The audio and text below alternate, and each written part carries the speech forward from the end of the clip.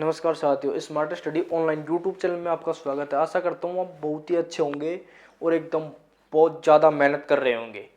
तो आज की इस दुनिया में, आज डिजिटल इंडिया के अंदर पढ़ाई का इतना महत्व हो चुका है कि आप अपनी पढ़ाई को जोश और होश के साथ एक नए आयाम तक ले जा रहे होंगे। मैं इसकी उम्मीद और आशा करता हूँ। तो आज की जो क्लास होने वाली वो इतनी इम्पोर्टेंट होने वाली है कि ऐसा मैटर आपको कहीं नहीं मिलने वाला है। केशव दास जी के बारे में ऐसा मैटर कहीं नहीं मिलने वाला है। तो पहले मैं एक बात बता देता हूँ आपको। जो पहले वाली क्लास थी मेरी रीतिकाल के बारे में, रीतिकाल के बारे में जो परिचय और वर्गीकरण मैंने बताया है रीतिकाल का, तो उसके बारे में आप जाके वो वीडियो ज़रूर देखें, क्योंकि वो वीडियो इसमें बहुत ही कारगर साबित होने वाला है। यदि आपने वो वीडियो नहीं देखा तो केशव दास जी का पढ़ाने का कोई मतलब नहीं रह जाएगा। यदि आपको उस वीडियो रीतिकाल का वर्गीकरण और परिचय के बारे में यदि नॉलेज है तो आप ये वीडियो देख सकते हैं। धन्यवाद। अब इसके बाद में हम अपने टॉपिक के जो आगे की चर्चा है वो चर्चा कर लेते हैं कि केशव दास जी के बारे में क्या खास बातें हैं, इनकी रचनाएं क्या हैं, उनके बारे में बात करते हैं।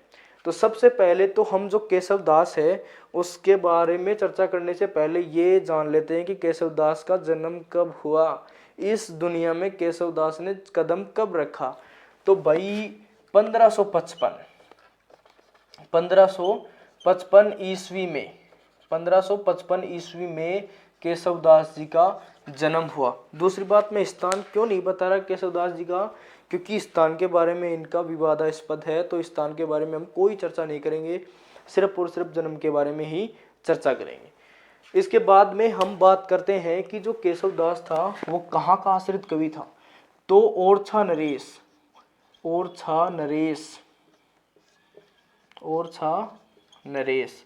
इसका नाम था इंद्रजीत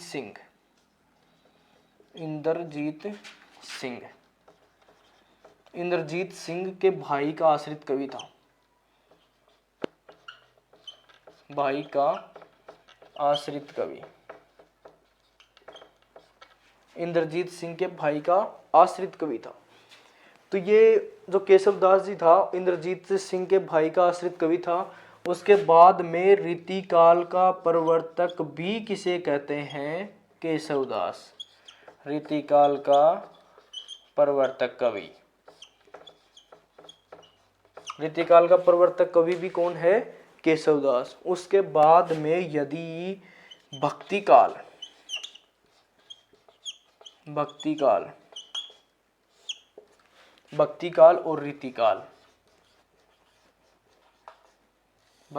और रीतिकाल के जो महान सम्मेलन के बीच में, ये मतलब रीतिकाल और भक्तिकाल को मिलाने वाला कवि कौन है? कवि केशव दास। कौन सा कवि है? कवि केशव दास। ये जो कवि है वो एक तो ओरछा नरेश इंद्रजीत सिंह के भाई का आश्रित कवि था, रीतिकाल का प्रवर्तक कवि है, भक्तिकाल का रीतिकाल कवि। भक्तिकाल और रीतिकाल के बीच के अंदर जो मध्य की कड़ी बनाता है वो कौन सा कवि है? केशव दास। इतनी जो बातें हैं वो आप अपने दिमाग में बैठा सकते हैं। इनमें से रीतिकाल का प्रवर्तक, ये जो पर्सन है, ये पर्सन एग्जाम में बन चुका है, तो ये पर्सन आप इंपॉर्टेंट समझ के ध्यान में रखना। उसके बाद में हम बात करते हैं केशव दास जी की रचनाओं के बारे में। रचनाएं,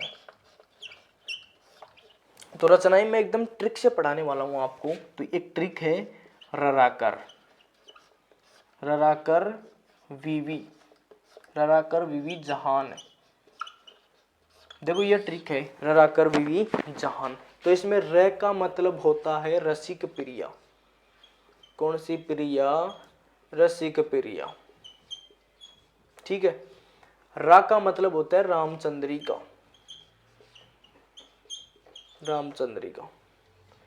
क का मतलब होता है कवि प्रिया। और रे जो लास्ट वाला रे हो गया इसका मतलब होता है रतन बावनी।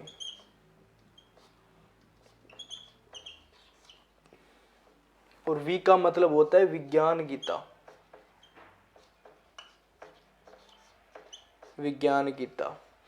और वी का मतलब होता है वीर सिंह देवचरित, वीर सिंह देवचरित, वीर सिंह देवचरित। और जहान का मतलब होता है जहांगीर जस चंद्रिका, जहांगीर जस चंद्रिका, जहांगीर जस चंद्रिका। और ने का मतलब होता है नक्सिक वर्णन।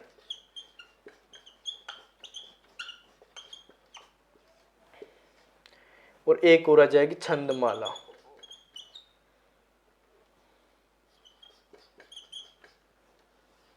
तो ये रचनाएं हैं, कौन कौन सी है?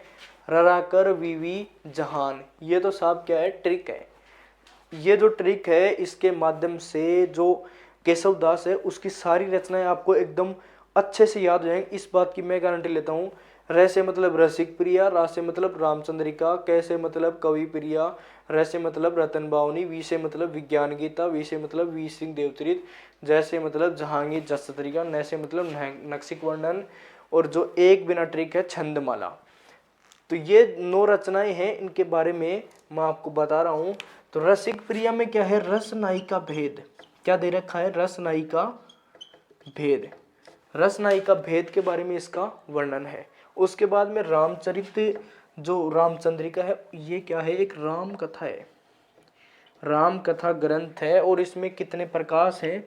39 प्रकाश हैं, 39 प्रकाश हैं। 39 प्रकाश का मतलब है इसके अंदर 39 भाग हैं, लेकिन जो भाग है रामचंद्रिका उसके क्या बोलते हैं? उसमें उसको प्रकाश बोलते हैं। उसके बाद में जो विज्ञान गीता है, ये एक अध्यात्म ग्रंथ है। क्या है? अध्यात्म ग्रंथ है। विज्ञान गीता है वो क्या है? अध्यात्म ग्रंथ है। वीर सिंह देवचरित में वीर सिंह की प्रशंसा की बात की गई है। जहांगीर जसचंद्रिका है। और नक्सिक वर्णन में नायिका सौंदर्य। क्या है? नायिका सौंदर्य, नायिका सौंदर्य की बात की गई है। जो नक्सिक वर्णन है उसमें नायिका सौंदर्य की बात की गई। और छंदमाला, छंदमाला के अंदर 2 छंद हैं, स्वतंत्र और 26। ये 2 भागों में ये वर्णिक छंद है। स्वतंत्र तो वर्णिक छंद है और छंद 26 मात्रिक छंद है। तो ये 9 रचनाएं थी, इंपॉर्टेंट रचनाएं थी। प्रश्न इन्हीं में से बनता है। मैं जो बेस्ट और इम्पोर्टेंट नोट्स हैं वो पढ़ा रहा हूँ आपको। दूसरी बात ये कि देखो साहब, जो बुक्स होती हैं उसके अंदर केशव दास जी के बारे में जैसे 2, 3, 4 पेज ही मिल जाते हैं। मैं आपको एक पेज के अंदर, एक मुश्किल से 1 और 1.5 पेज के अंदर इतना मैटर कवर करवा दूंगा कि एग्जाम के बाहर या अंदर, इससे बाहर कुछ नहीं आने वाला है। जो भी प्रश्न आएगा आपको इन्हीं जो मैटर है मेरा इसके अंदर से ही देखने को मिला है, इसके बाहर कुछ भी नहीं देखने मिलेगा। तो आप इन नोट्स को आराम से सही तरीके से तसल्ली से बैठ के पढ़ें, क्योंकि इनसे बाहर कुछ नहीं वाले वाला है। ये जो 9 इम्पोर्टेंट रचनाएं हैं यही हैं और इसके बाहर कुछ नहीं आएगा। तो आप देख लो दोबारा एक बार ट्रिक से। तो रराकर वीवी जहान। र से मतलब रसिक प्रिया। बोलो मेरे साथ, र से मतलब रसिक प्रिया। आप वीडियो में साथ साथ बोलते रहो।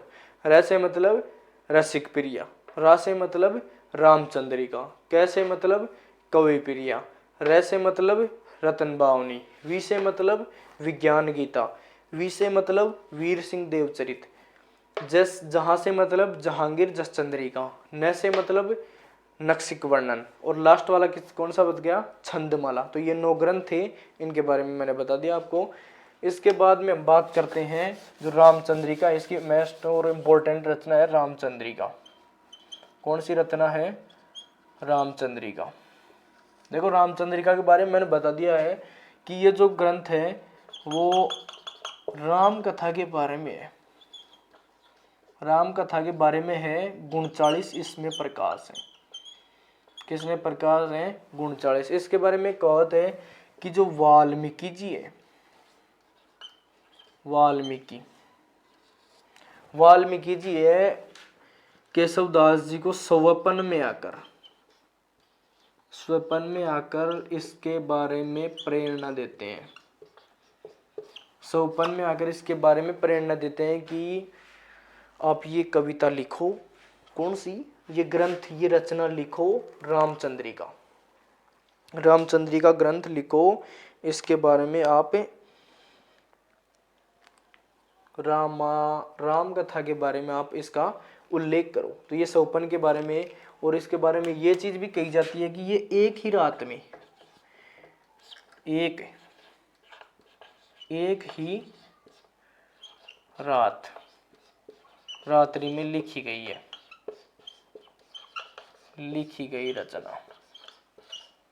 क्या है कि एक ही रात्रि में लिखी गई रचना है, एक ही रात में ये रचना लिखी गई है। तो ये हो गए इसके बारे में। और इसकी प्रसिद्धि का कारण क्या है, क्योंकि ये मतलब किस वजह से ये फेमस है, ये चीज क्यों फेमस है।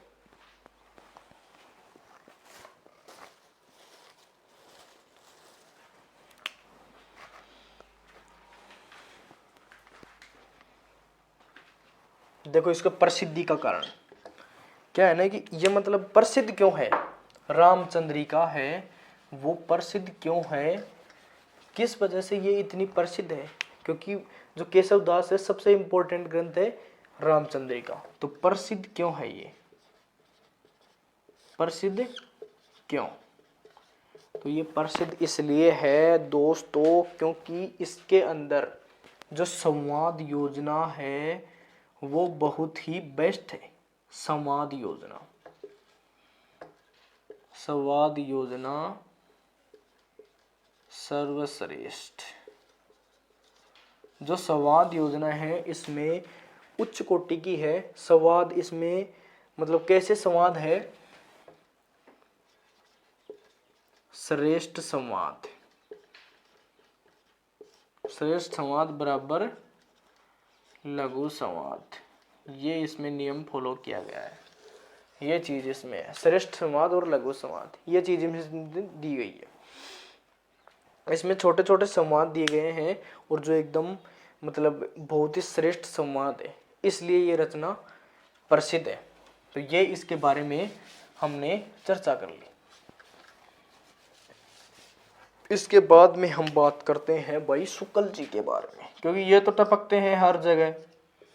जो शुक्ल जी है वो हर इंसान की हिंदी में जो आलोचक हैं, आलोचक है शुक्ल जी, तो हर जो कवि है उसकी आलोचना की है शुक्ल जी ने। तो शुक्ल जी ने कहा कि जो केशव दास जी हैं उन्हें कवि हृदय ही नहीं मिला। मतलब शुक्ल जी केशव दास को कवि ही नहीं मानते हैं, मतलब कविता लिखने का जो तजुर्बा है, कौन सी शैली में लिखी जाती है वो इनको नहीं है, ऐसा बोलते हैं कौन, शुक्ल जी। शुक्ल जी कहते हैं कि इन्हें कवि हृदय ही नहीं मिला, नहीं मिला। शुक्ल जी कहते हैं कि इन्हें कवि हृदय मिला ही नहीं, और कहते हैं कि केशव तो कठिन काव्य का प्रेत है। देखो ये दो कथन है जो केशव दास जी के बारे में है कि इन्हें कवि हृदय ही नहीं मिला। क्या नहीं मिला, कवि हृदय ही नहीं मिला, केशव तो कठिन काव्य के प्रेत है। तो ये शुक्ल जी का कथन है, ये मतलब शुक्ल जी का कथन है। तो मैंने ये बता दिया आपको।